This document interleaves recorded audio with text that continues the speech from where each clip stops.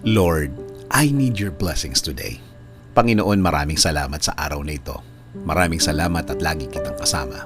Kaya nagiging safe ang lahat. Kaya nagiging magaan ang lahat. Patuloy niyo po akong samahan sa araw na ito. Panginoon, kailangan ko po ng inyong biyaya ngayon. Kailangan ko po ng blessings niyo sa araw na ito. Kailangan ko po ng inyong provision para sa akin at para sa aking pamilya. Para sa malaking tulong niyo sa akin, Lord. Sa mga nagdaang mga araw, Lord, naging mabigat ang aking mga araw. Naging lito at di ko na naman alam ang aking gagawin, Lord. Pero alam ko, magiging okay na naman ang lahat. Alam ko, Panginoon, kahit na ano pa ang pinagdadaanan ko, kapag kasama ko kayo, lagi kong makikita at mararating ang inyong plano sa akin.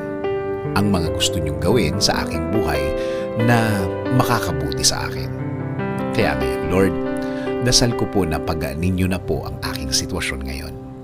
Bigyan niyo po ako ng wisdom para mas maintindihan ko po ang aking pinagdadaanan ngayon. Bigyan niyo po ako ng guidance sa araw na ito. Bigyan niyo po ako ng katahimikan ng isip. Alam ko po, Lord, na hindi na magtatagal, mararamdaman ko na po ang inyong kamay na gagalaw sa aking buhay. And I'm willing to submit. I am willing to offer my day to you, O Lord. Alam ko po kapag kasama ko kayo, kasama ko ang inyong mga blessings. Alam ko po na kasama ko ang mga solusyon sa aking buhay. Solusyon na magiging sagot sa aking mga nararanasan ngayon. Kaya Lord, patuloy niyo pong pasukin ang aking buhay. Patuloy niyo po itong lagyan ng katahimikan. Gawin niyo po sa aking buhay ang magandang plano ninyo. Alam ko po na kapag ang plano ninyo ang mangyayari sa aking buhay, ito ay magiging tama. Ito ay magiging tahimik.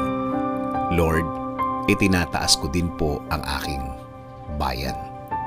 Patuloy niyo pong i-guide ang aming bansa. Patuloy niyo pong i-bless ang mga namumuno sa aming gobyerno.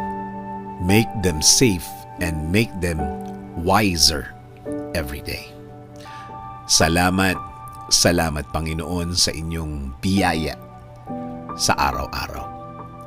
In Jesus' name we pray. Amen. Sabi nga sa John 16:13, "But when He, the Spirit of truth, comes, He will guide you into all the truth. He will not speak on His own. He will speak only what He hears, and He will tell you what is yet